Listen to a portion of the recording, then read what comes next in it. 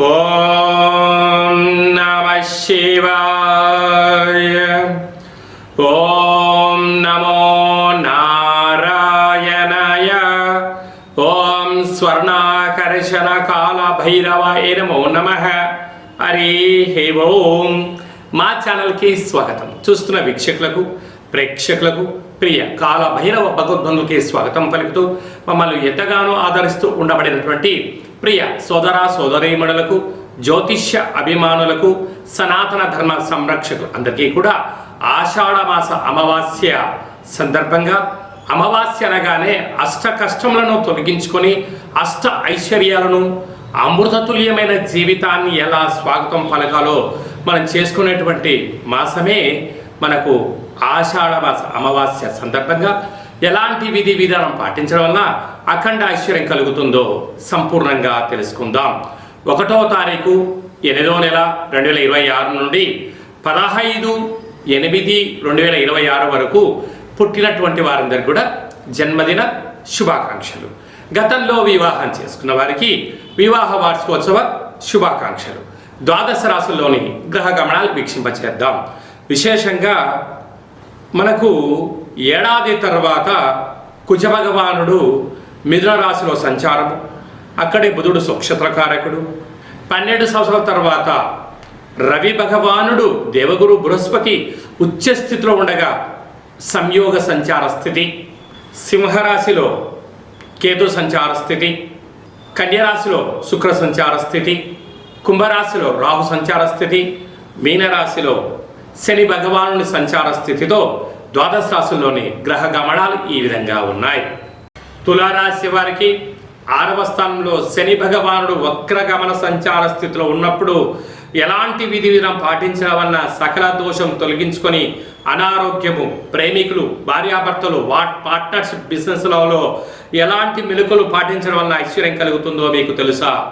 తులారాశిలో ఏ నక్షత్రాలు వస్తాయనగా చిత్తా నక్షత్రంలోని 3వ పాదం, 4వ పాదం, స్వాతి నక్షత్రంలోని 4 పాదాలు, విశాఖ నక్షత్రంలోని 1, 2, 3 పాదాలు కలిపితే తులారాశి. రాశాధిపతి శుక్ర భగవానుడు. తిరిగి 5వ స్థానంలో రాహు, 6వ స్థానంలో శని భగవానుడు వక్రగమన సంచార స్థితిలో ఉన్నప్పుడు ఓర్పు, నేర్పు, సహనం, సత్ప్రవర్తన, దేవతారాధన చాలా అవసరం అని చెప్పి గుర్తుపెట్టుకోగలగాలి.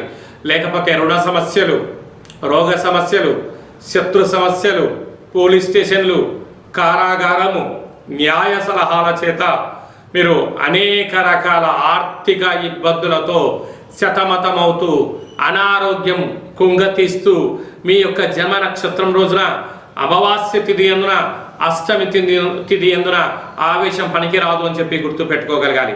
అదే కాకుండా విశేషంగా వీరికి భాగ్యస్థానంలో కుజ భగవానుడు సంచారం చేస్తున్నారు కనుక ప్రేమికులు దయచేసి మోసం చేసుకోవద్దు.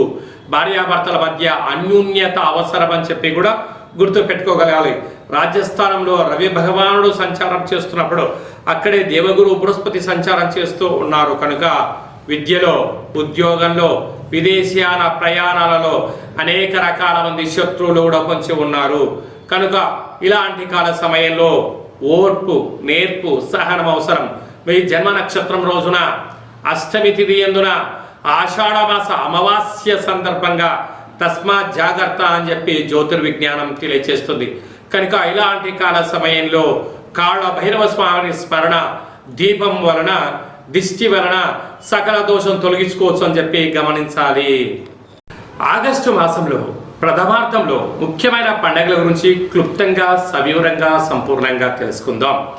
6వ తారీఖు 8వ నెల 2026 ఆషాఢమాస కృష్ణపక్ష బహుళ అష్టమి గురువారము, భరణీ నక్షత్ర సందర్భంగా మనము బహుళాష్టమి అనగానే విశేషంగా క్షీణచంద్రుడు ఉండడం, భైరవ స్వామివారి స్మరణ ధ్యానం వలన సకల అష్ట కష్టాలు తొలగిపోతాయని చెప్పి గమనించాలి.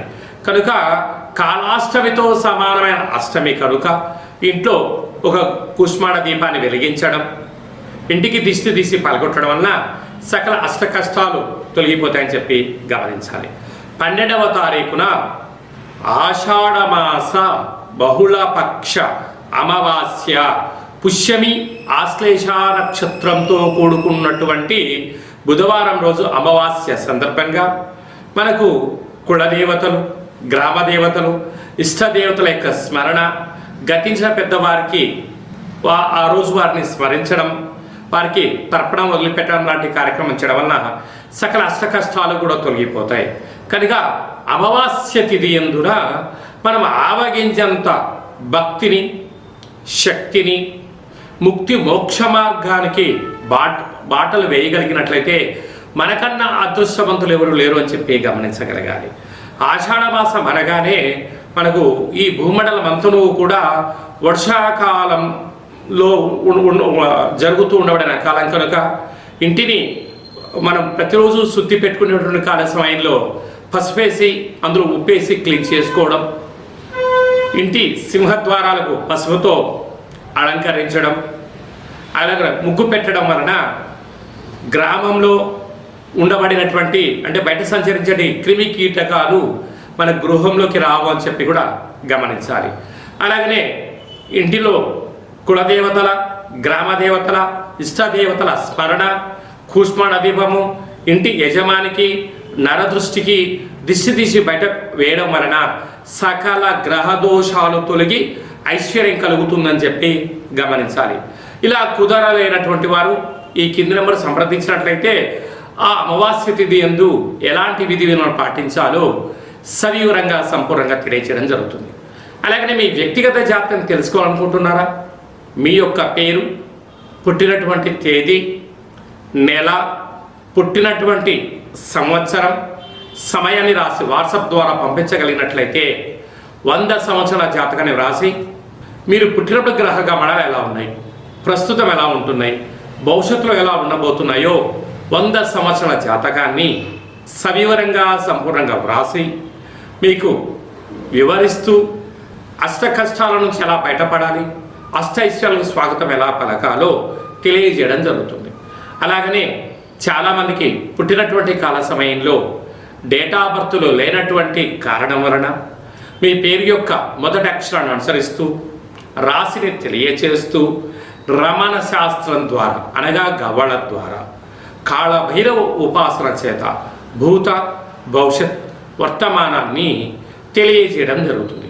ఈ కింది నెంబర్ని సంప్రదించి అపాయింట్మెంట్ తీసుకొని సంప్రదించగలరు. అందరికీ ఆషాఢ మాసంలో అమ్మవారి యొక్క కృప కటాక్ష వీక్షణలు, అందరికీ మంచి ఆయురారోగ్యాలను, విద్యార్థులకు విద్య, ఉద్యోగస్తులకు ప్రమోషను, వ్యాపారస్తులకు వ్యాపార ఆకర్షణ, రాజకీయవేత్తలకు మంచి అవకాశాలు కలిగించాలని మనసారా కోరుకుంటూ ఆశీర్వచనం. ఓం శతమానం భవతి శతాయు పురుష సతేంద్రియ ఆయుష్యేవేంద్రియే ప్రతిష్టతి ధనం ధాన్యం బహుపుత్రలాభం శత సంవత్సరం దీర్ఘమాయు సర్వే జనా సుఖినో భవంతు లోకా సమస్తా సుఖినో భవంతు సర్వం కాళభైరవ దేవతార్పణమస్తు. హరి ఓం. ఈ వీడియో మీకు నచ్చినట్టయితే లైక్ చేయండి, షేర్ చేయండి, మా ఛానల్ సబ్స్క్రైబ్ చేసుకోండి. ఆధ్యాత్మిక భక్తి సమాచారాన్ని భగవద్బంధులకు, మిత్రులకు, స్నేహితులకు చేరవేసి హిందూ ధర్మాన్ని కాపాడండి.